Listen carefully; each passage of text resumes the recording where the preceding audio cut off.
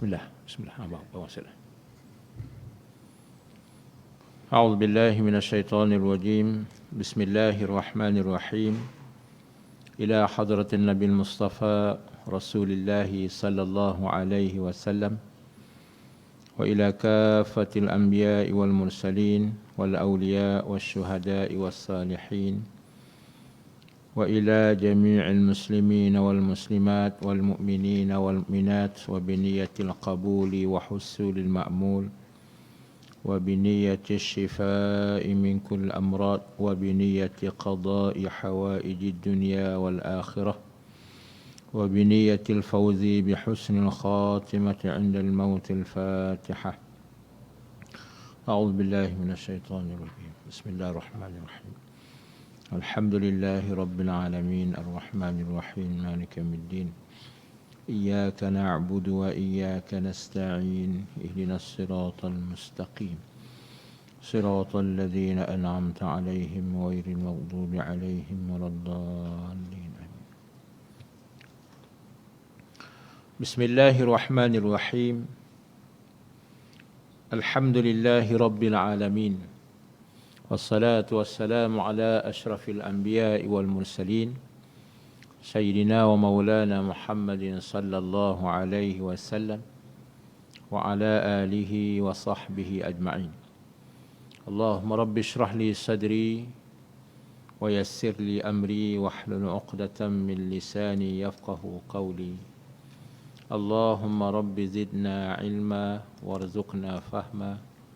اللهم فقهنا في الدين وعلمنا التأويل. اللهم افتح علينا حكمتك وانشر علينا من خزائن رحمتك يا أرحم الراحمين. رب يسر ولا تعسر وتمم بالخير. أما بعد. فقال المصنف رحمه الله تعالى ونفعنا الله به وبعلومه في الدارين. Muka surat 30.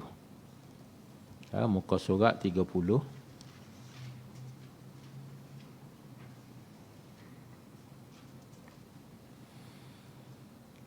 Dalam korongan tu 1, 2, 3. Perenggan yang ketiga. Dikatakan pula pada syair. Dikatakan pula pada syair. Jumpa tak? Jumpa? Perenggan yang ketiga. Lepas daripada syair tu, dikatakan pula suatu syair. Jumpa tak jumpa? Muka surat 30.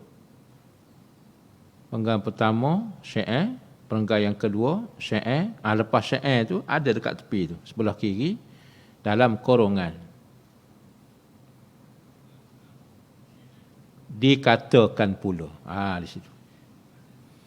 Jadi insya-Allah pada malam ini tuan-tuan muslimin muslimat, anak-anak yang dirahmati oleh Allah Subhanahu wa taala, kita sambung lagi pengajian kita, pelajaran kita masih lagi dalam tajuk Faslun fil Jiddi wal Muwazabati wal Himmati. Satu tajuk, satu ceraian pada menyatakan bersungguh, berkekalan dan hemah dan cita-cita. Bab ini diberi penekanan oleh pengarang kitab kita ini, agak panjang perbincangan dan perbahasannya. Kebiasaannya apabila perbincangan persoalannya dipanjangkan, memberi arti sesuatu yang sangat penting yang kita mesti ambil perhatian dan mesti fokus. Itu maknanya pentinglah dia bincang panjang tu. Kalau pendek tu penting juga, tapi tidaklah sebagaimana ditekankan, dihurai, disyarah yang begitu panjang. Baik, dalam hidup kita ini mesti ada 3 perkara ini baru kita berjaya. Lebih-lebih lagi sebagai penuntut ilmu. Pertama, kena bersungguh. Tak boleh malah.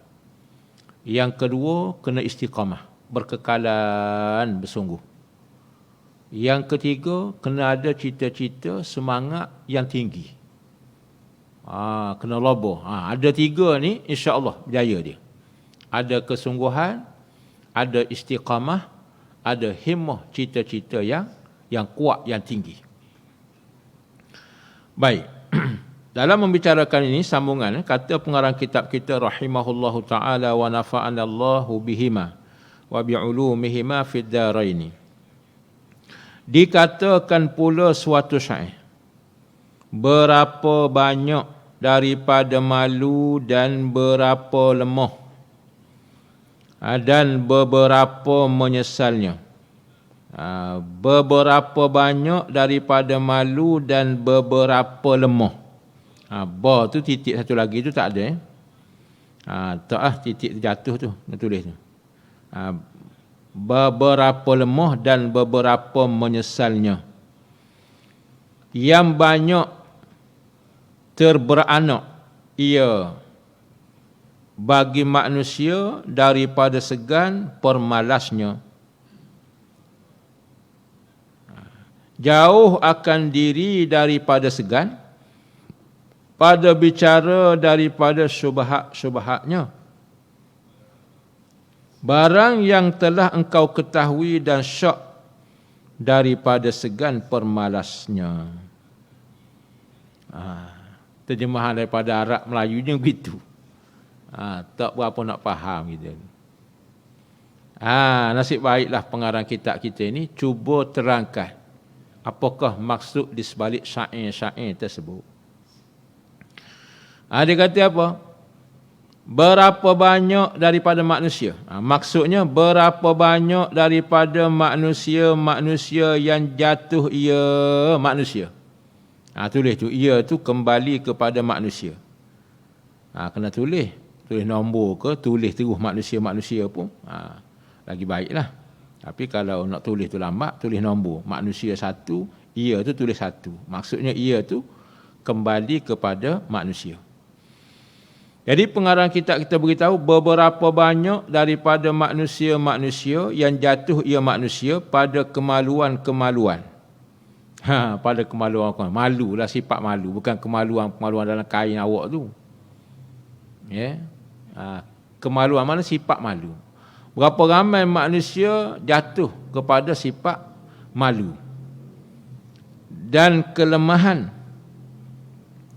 dan menyesal-menyesalnya, sangat-sangat menyesal yang terjadilah apa ni? Menyesal itu.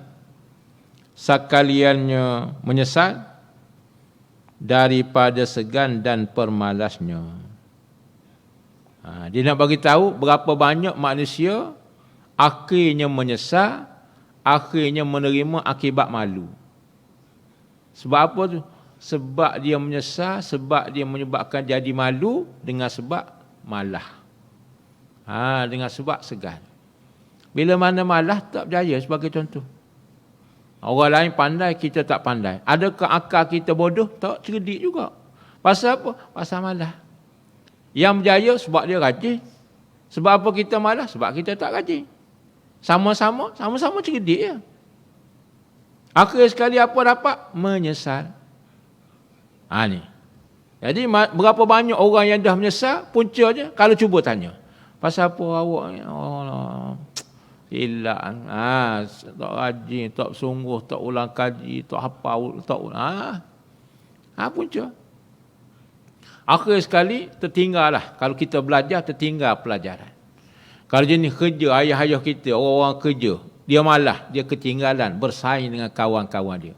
Akhir sekali orang maju dah ke depan, orang dah berjaya dah, tapi dia duduk kedek-kedek kat belakang lagi. Pasal apa? Silap. Kalau aku bersungguh sikit, menyesal tu. Jadi waktu kita sebagai penuntut ilmu, kerja kita menuntut ilmu. Ayah kita, dia tu tanggungjawab dia kerja, dia kena kerja. Jangan kita sebaliknya, waktu penuntut ilmu kita malah mengabaikan tanggungjawab kita sebagai talibul ilmi. Akhirnya menyesallah orang tersebut, tak dapat ilmu. Nak undur balik ke belakang, nak U-turn balik ke belakang, nak ambil masa untuk belajar balik, tak sempat dah. Tak boleh dah. Dan perkara mustahil dah, tak boleh undur dah, masa berlalu habis. Habis itu kita hadap masa yang kita ada sekarang. Masa kita ialah masa yang kita ada sekarang. Yang lepas tu lepaslah, yang akan datang belum pasti. Sebab itu kita kena bersungguh. Kalau tidak, berapa banyak yang sudah menyesal, kata pengarang kitab kita, puncanya kerana dia dahulunya malas. Kerana dahulunya tak rajin. Sebab tu orang malas, orang tak rajin ni, jangan kita buat kawan rapat. Jumpa dengan dia sekadar nasihat boleh. Jangan duduk berkawan sekali, tidur sekali, makan sekali, berjalan sekali. Lama-lama penyakit malas tu berjangkit dengan awak. Akhir sekali dengan awak pun malas, dia menyesal, awak pun menyesal. Mana ulama kita nasihat lama dah. Hak kita kerana tak berjaya menyesal banyak kita ni, punca tadilah. Silapnya kita dahulu. Habis tu, tak apalah. Yang tu kita minta maaf, kita minta apa, kita baiki. Hak masa kita duk ada sekarang. InsyaAllah. Sekadar yang kita mampu, kita buat. Berapa banyak makna nak beritahu, berapa ramai manusia mendapat penyesalan, mendapat sifat yang sangat-sangat malu dalam kehidupan, puncanya segan dan permalasnya. Ingat ni kata-kata ni. Nasihat ulama ni. Ratusan tahun dahulu. Supaya apa? Supaya dia tak nak anak-anak murid ataupun penuntut ilmu yang kemudian ini mendapat penyesalan sebagaimana generasi yang awal. Mereka itu tidak bersungguh dengan baik. Mereka itu tidak belajar dengan kena caranya. Mereka itu hemahnya tak tinggi. Akhir sekali orang lain dapat, dia tak dapat, maka dia pun menyesal. Dia tak nak jadi hak menyesal-menyesal tu, biar jadi orang yang rasa seronok. Itu dia. Baik. Dan jauh olehmu, mana wahai penuntut ilmu. Mu di sini tu penuntut ilmu lah. Tulis itu. Jauh olehmu, tulis wahai penuntut ilmu. Mu di situ tu. Engkau lah. Mu tu engkau lah. Jauh olehmu, mana jauh oleh engkau. Dan takut olehmu, mana waspada olehmu, kamu, engkau. Takut dan jauhkan diri kita daripada apa? Daripada segan permalas. Daripada sifat malas ni. Jauhkan diri kita daripada bicara-bicara dan halus-halusi pada perkara-perkara yang jadi syubhah dan kesamaran atas kamu. Kerana apa-apa barang yang engkau ketahui akan barang atau syak yang hasil keduanya, syak hasil keduanya, segan pemalas tadi, daripada segan pemalas, hasil keduanya, hasil kerana syak, hasil kerana kita tak tahu tadi, sama-sama tadi. Kenapa kita jadi sama-sama? Kenapa kita tidak tahu? Ialah kesannya, hasilnya, natijahnya daripada segan permalas itu tiada dibilangkan dia kan barang. Barang yang tadi. Barang yang. Barang yang engkau ketahui akan dia atau syak. Apa-apa barang yang kita jadi sama. Apa-apa barang yang kita tak tahu, syak, ragu-ragu itu, ialah terjadinya, terhasilnya daripada sikap kita yang tak rajin. Akhir sekali kita syak, ragu-ragu. Ya ke tak benda ni? Boleh tak boleh? Halal tak halal, kalau sudut hukum. Jadi kalau kita rajin, kita pastikan. Tanya ustaz, betul tak benda ni tak boleh? Kita pastikan. Tu rajin tu. Ya betul, tak boleh. Oh, tak boleh. Kemah. Kemah lah kita. Yakin lah. Pasal apa kita dengar balik? Kita nak pastikan apa yang kita faham itu diiyakan oleh guru kita dengan cara kita pastikan dengan bertanya. Jadi guru kita pun mengesahkan. Ya. Pasti kita. Hilanglah syak. Kalau guru kita kata, tidak. Hilanglah syak kita. Benda ni tak boleh. Benda ni boleh. Sebab dia rajin. Lepas tu tengok orang rajin ni dia berjaya. Dia masuklah, dia ceburilah apa-apa bidang pun. Kalau dia rajin, dia akan berjaya. Orang kampung, atuk kita. Dia tak mengaji. Dia tak rajin belajar. Tapi dia rajin buka kebun. Buka kebun, dia rajin. Tapi suruh mengaji, tak mau dia. Paksa, tak mau. Tapi kalau suruh masuk hutan, tebang pokok kayu, hidupkan tanah-tanah yang tidak diusahakan, yang tu dia rajin. Penat tak apa penat. Ada ular, ada harimau, ada gajah, tak apa. Dia rajin tu. Akhir sekali, dia berjaya. Sebab dia rajin dalam bidang itu. Nak ceritanya rajin. Tapi kalau jenis malas ni, belajar pemalas, masuk hutan pemalas, masuk kebun pemalas, pergi bendang pemalas. Kalau yang kat kampung lah. Orang ni tak ada apa. Silap hari bulan, na'udzubillah, sampah masyarakat. Lepas tu mulalah. Dia cari benda karut-karut. Orang tanam pisang, dia jadi tukang petik buah. Tengah malam pun dia panjat boleh cari jumpa. Buah manggis tengah malam ni serupa color dia gelap, hitam. Tapi dia cari jumpa buah manggis tengah malam. Rajin pula tu. Ini manusia yang malang hidup dia. Kenapa? Punca dia tak rajin. Jadi kalau dia rajin, semua lapang kehidupan dia akan dapat. Dia akan berjaya. Jadi kita belajar ni, kalau kita rajin, insya-Allah kita akan berjaya. Cuma berjaya tu melihat Allah Ta'ala telah takdir kita setakat mana berjaya kita. Ada orang berjaya setakat ini, ada orang berjaya setakat ini. Ala kuliah berjaya. Jaya dia, insya-Allah berjaya. Kena rajinlah. Kalau tidak, tak berjaya. Kalau dalam bab belajar, dia tak tahu apa-apa hukum. Kalau hukum dia tahu sikit-sikit pun, dia tak pasti. Bahkan dia ragu-ragu tentang hukum yang dia tahu. Dia tak pasti. Rasa-rasa. Duk rasa juga. Rasa-rasa ni bagi orang kampung tak belajar, sudahlah. Bagi orang awam yang tak nak belajar, sudahlah rasa-rasa ni. Bagi kita orang menuntut ilmu, jangan duk rasa-rasa lagi. Pastikan. Boleh ke tak boleh? Halal ke tak halal? Tu kita orang mengaji. Kalau kita juga ragu-ragu, apa guna kita belajar? Sebab belajar ni untuk mendapat ilmu, untuk menghilangkan segala kesamaran syubhah. Dan juga untuk menghilangkan syok dan ragu-ragu pada hati kita. Ini tujuan kita belajar. Jadi kalau belajar ragu-ragu juga, kalau belajar sama-sama juga, inilah yang akan membawa kepada penyesalan. Menyesal. Sesalnya aku. Sekarang tak sesal lagi. 20 tahun, 25 tahun, 30 tahun yang mendatang. Pada waktu itu, barulah dia akan tarik nafas sepanjang-panjangnya, dia hembuh sekuat-kuatnya, kemudian dia kata menyesal. Tarik nafas. Oh, silap. Itu silap tu.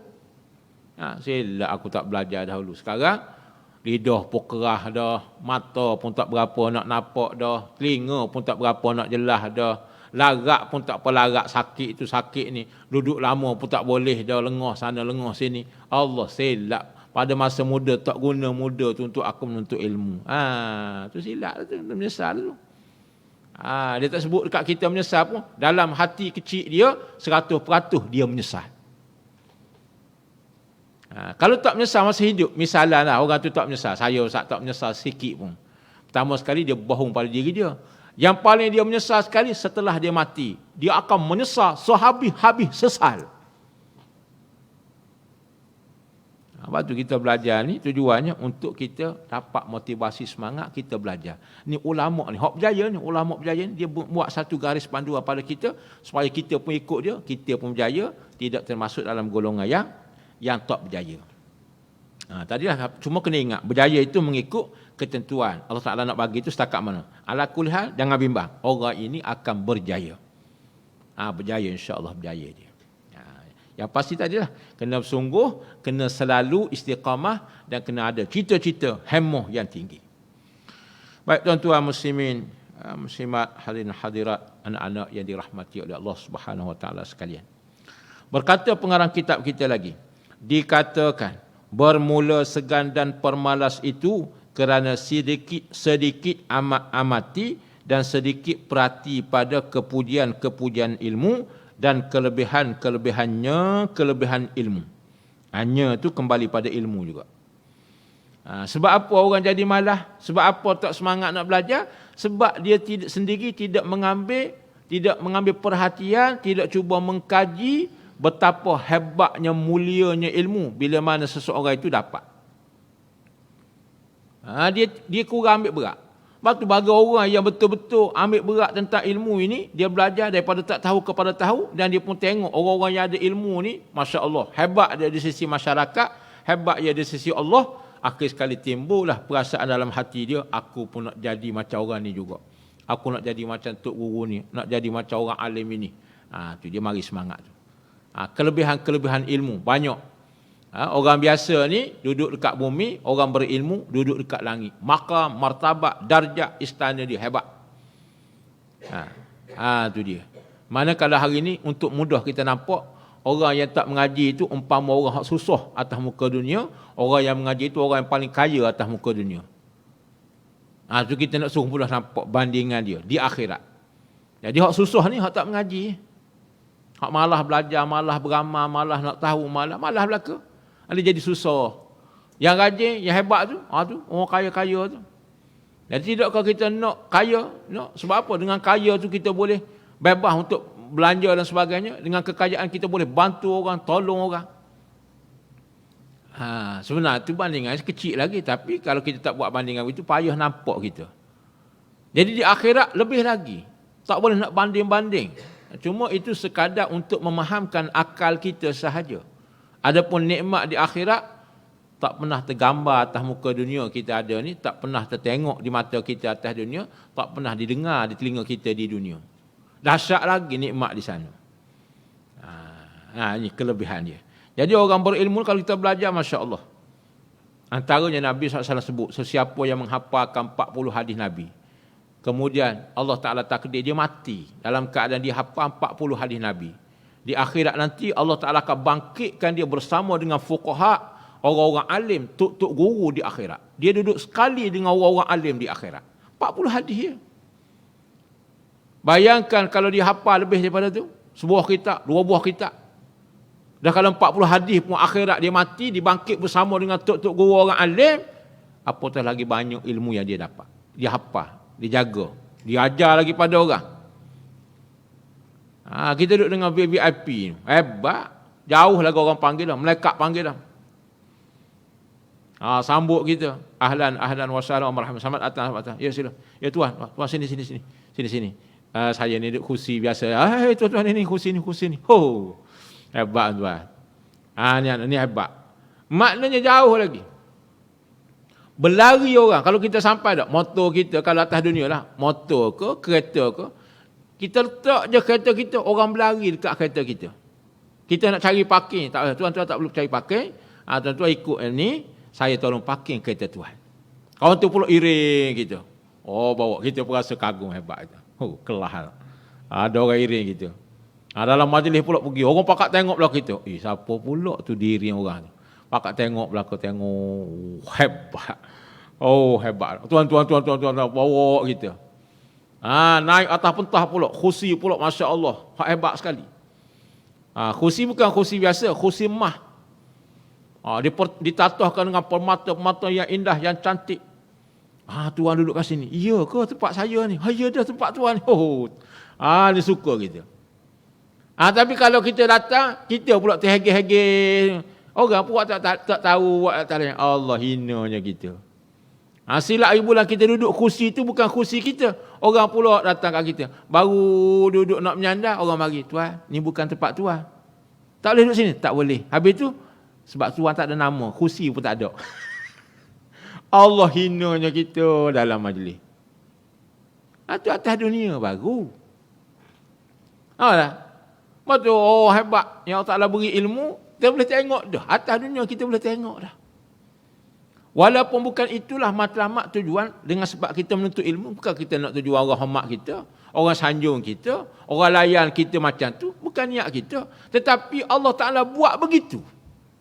Kenapa? Memuliakan ilmu yang ada pada dirinya. Sebab ilmu ini ambil daripada mana? Daripada wahyu Allah, daripada Quran, daripada hadis Nabi. Oleh kerana sifat wahyu ni sifat mulia, mana-mana orang yang ada wahyu pada dirinya, sama ada wahyu itu berupa Al-Quran ataupun wahyu itu berupa hadis Nabi, automatik dia jadi mulia. Bukan semata jasad dia, ilmu yang ada pada diri dia tu. Sebab tu kita dituntut belajar sungguh-sungguh, belajar sungguh. Jangan main-main, belajar sungguh. Bahkan lagi dapat tak dapat, yang tak apa, terserah pada Tuhan. Tapi Tuhan akan bagi. Maknanya ini kelebihan-kelebihan. Sebab dia kurang perhatian. Tak perhati tentang kelebihan ilmu. Sebab tu dia tak sungguh. Kalau dia perhati sungguh tadi, apa lagi yang kita mahu? Di sisi Allah, kemuliaan. Tak ada dah. Itulah kemuliaan yang besar. Allah Ta'ala sebut dalam Quran, syahidallahu annahu la ilaha illa huwa wal malaikatu wa ulul ilm. Allah Ta'ala sendiri bersaksi, malaikat bersaksi. Yang ketiga, orang berilmu. Allah Ta'ala sebut mulianya Allah, mulia malaikat, mulianya orang menuntut ilmu. Lain pada itu Allah Ta'ala tak sebut mulia. Apa lagi kita nak pujian daripada Allah? Ni. Kita orang puji, orang jahil puji kita. Oh, yang hebat ni ustaz ni, tok guru ni. Oh, dia banyak alim ni. Kembang kepeh kita ni, manusia ni. Kembang kepeh hidup. Yang puji kita tu orang jahil. Tu pun rasa seronok main dah. Bayangkan kalau jenis orang alim juga puji kita. Budak ni bagus ni, apa Quran ni, ingat dia ingat kuat. Umpama magnet, ingat sungguh. Kita pun rasa seronok. Tu ustaz-ustaz kita je puji. Bayangkan kalau orang yang puji tu, orang yang pangkatnya besar, orang yang hebat puji kita. Allah yang tu kalau boleh terbang atas ni. Seronoknya. Tu baru dapat pujian. Belum lagi diberi satu anugerah. Tak beri anugerah lagi. Baru jet sikit je. Puji. Kita pun kemar kepeh juga. Tumpang bertuah. Orang pun sebut nama. Budak tu awak nak tahu tak? Kampung saya tu. Tumpang tuah juga dia. Tumpang tuah juga. Walah dia pun tak kenal keluarga budak tu. Budak tu jauh sekali kenal dia. Tapi oleh kerana orang tu hebat, dia pun nak tumpang tuah. Supaya dia pun dapat juga kebaikan tadi. Dia kata budak tu keluarga dia orang kampung saya. Jadi automatik orang pun tahu oleh kerana kehebatan dia, kerana ilmu dan sebagainya. Orang pun puji juga dia. Tak pasal-pasal puji juga. Oh, hebat orang kampung dia. Dia pun kemar kepeh juga. Terbang juga dia. Walah, orang kampung je. Sekampung. Tetapi oleh kerana mulianya, ability mulia. Dia mulia, keluarga dia mulia, orang kampung dia mulia, orang daerah dia mulia, orang negeri dia mulia, orang negara dia mulia. Bahkan dengan sebab dia, umat pun merasa mulia. Hebatnya kita orang Islam. Adanya tokoh-tokoh yang hebat. Kita bersuruh Imam Syafi'i, Imam Abu Hanifah. Kita orang Islam pun rasa bangga dengan sebab satu orang. Oh, hebat tuan. Ini. Jadi bila mana kita perhati, oh itulah kelebihan ilmu rupanya. Aku pun nak bersungguh. Baru dia mari semangat nak bersungguh. Tapi kalau dia tak ambil tahu, dia tak cuba perhati, tidak menghayati, tidak mencari apakah sebenarnya kelebihan ilmu itu, dia pun jadi malah. Apalah ustaz, biar orang lain lah, biar pandai-pandai berjaya, saya macam ni tak apa dah. Gitulah. Dia pun belajar pun sambil lewa. Tidur pun tak apa, tak tidur pun tak apa, masuk kelas pun tak apa, tak masuk kelas pun tak apa, nak tengok kitab pun tak apa, tak nak tengok kitab tak apa, tak bawa tak apa lagi. Apabila nak dapat ilmu? Tak apa.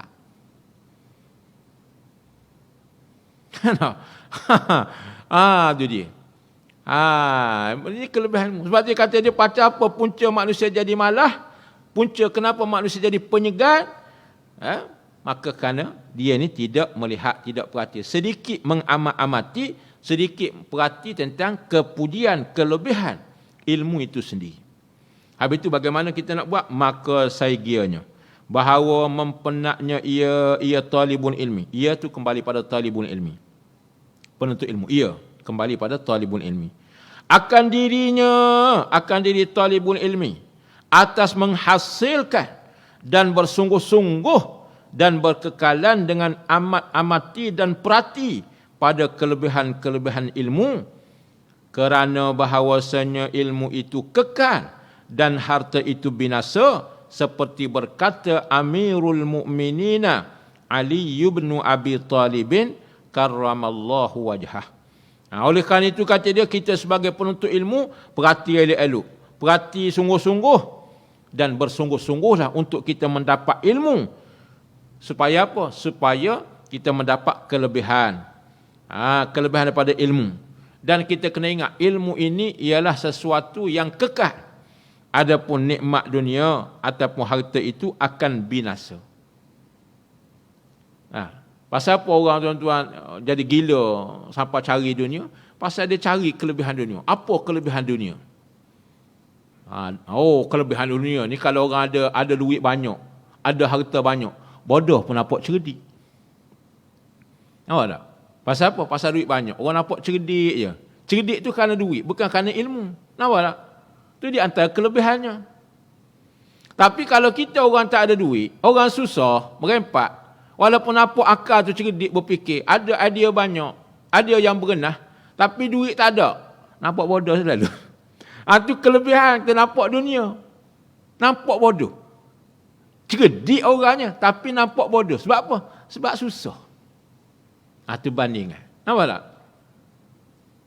Tapi kalau orang jahil duit banyak, nampak cerdik je. Belanja. Itu kelebihan. Sebab tu orang kerja. Sebab dia tahu kelebihan duit tadi. Sebab tu orang rela tak tidur malam. Orang rela mati. Kerana duit. Sebab dia tahu duit ni boleh buat macam-macam.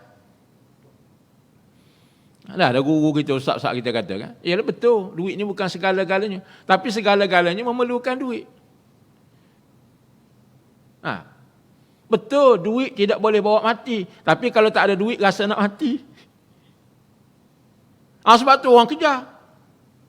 Nampak tak? Sebab apa kejar duit? Sebab kalau ada duit, kita boleh buat macam-macam. Boleh beli kereta besar. Boleh beli rumah besar. Rumah setingkat jadi 10 tingkat. Kita naik jalan kaki, dia naik guna lift. Kenderaan tak main dah kereta, helikopter tu. Pasal apa? Ada fulus.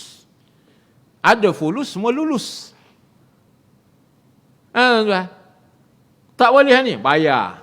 Tak boleh lagi, bayar lagi. Tak boleh lagi, bayar lagi. Akhir sekali dapat sebab tu kelebihan fulus. Kita pun ada ilmu pun kalau tak ada duit, jumpa dengan orang kaya walaupun dia jahil, rendah diri kita. Pasal apa? Pasal kita susah dunia, dia tu hebat dari sudut dunia. Kemudian kita nampak kita ni hina nak banding dengan orang kaya. Tak. Mulia ilmu ada pada kita lagi daripada harta dunia. Ini nak cerita kita kena perhati.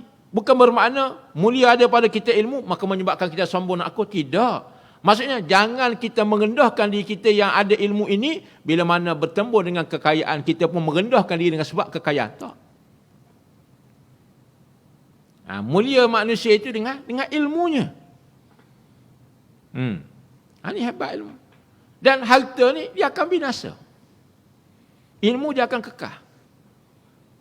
Dia tak habis ilmu ni. Makin kita beri, makin banyak. Makin beri, makin banyak. Makin beri, makin banyak. Duit, makin beri, makin sikit. Makin duit, makin sikit. Akhir sekali, habis. Tapi dah kerana dia tahu kelebihan tadi, fadilat tadi, dia nampak situ. Dia tak tahu kelebihan ilmu, berarti dia tinggal. Masya Allah, tabarakallah. Ya? Pergi sikit lagi. Apa kata Sayyidina Ali berkenaan dengan ilmu dan harta? Kata Sayyidina Ali, redha kita akan bahagian Tuhan pada kita. Bagi kita ilmu. Kita orang Islam ni, kita orang mukmin ni, Tuhan bagi ilmu dan bagi seteru-seteru kita harta. Bagi musuh-musuh kita, Tuhan bagi harta kaya. Bagi kita orang mukmin, orang Islam ni, Tuhan bagi ilmu yang banyak. Tapi tak beri dia kaya. Maka kami rela, kata Sayyidina Ali, kami berpuas hati. Sebab apa? Kerana bahawasanya harta itu binasa ia harta. Di dalam sedikit masa sahaja. Dalam tempoh yang singkat, harta ni habis. Dia berebutlah macam-macam harta ni. Tak kena, tak ada ilmu, dia jadi masalah. Sebab tu apa-apa pun kena ada ilmu dahulu. Barulah dia menjadi sesuatu yang bermanfaat. Baik harta, baik apa pun, ada ilmu, dia jadi cantik. Tapi kalau tak ada ilmu, harta banyak pun dia jadi huru-hara. Habis berkelahi, hancur lebur, habis keluarga. Punca harta tanpa ilmu. Dan dia akan binasa, kata Sayyidina Ali. Dalam tempoh yang singkat. Dan bahawasanya ilmu itu sentiasa berkekalan. Ilmu itu kekal, tak akan binasa. Orang ni mengajar, orang ni amal, dia ajar, dia bagi tahu. Dia akan bercambah. Itu ilmu. Sebab tu kita nak dituntut kita belajar. Kena rajin, kena bersungguh. Boleh? Jangan malas-malas belajar ni. Dia mari perasaan sekali-sekala tu rasa jemu, rasa penat. Tu biasalah sebab kita ni orang bukan robot. Jadi waktu penat tu kita rehat sekejap. Jangan pula rehat tu panjang lama, pula sehingga malas pula belajar. Tak boleh begitu. Kita rehat untuk ambil tenaga, okey. Kemudian belajar pula. Gitu. Ni penat berhenti terus. Tak jadi gitu. Tapi kalau bersungguh sampai mati tak kena juga. Siapa letih-letih pun tak apa kena kuat. Tuhan tak suruh itu. Kita buat secara beransur-ansur. Tapi kena belajarlah. Jadi kita kena ingat. Kata Sayyidina Ali dalam bahasa Arab dia kata apa? Saya tuan kebetulan syair ni masa belajar tu saya hafal. Pasal terkesan dengan makna dia. Makna sangat beri motivasi pada kita. Kata Sayyidina Ali kata apa? Radina Allah SWT. Apa ni bahasa Arab ni? Radina qismatal jabbari fina lana ilmu walil juhali malu. Kata dia. Kata Sanali, radina qismatal jabbari fina. Kami reda pembahagian Tuhan pada kita. Tuhan yang bersifat al-jabbar beri kita lana ilmu kepada kita orang yang mukmin Islam ini ilmu. Walil juhali malu. Bagi orang-orang jahil itu Tuhan bagi harta. Tak apa, kami puas hati. Kami terima dengan berlapang dada. Tak apalah, Tuhan bagi pada kita ilmu, bagi orang jahil harta. Ambillah, kata dia. Kenapa kata dia? Fa innal mala yafna an qaribin wa innal ilma yabqa la yazalu. Kata dia. Karena sesungguhnya harta itu akan binasa dalam tempoh yang sekejap. Ni hak terjemahan ni. Saat itu yang Arab. Adapun ilmu dia akan kekal sentiasa. Dia akan kekal sentiasa.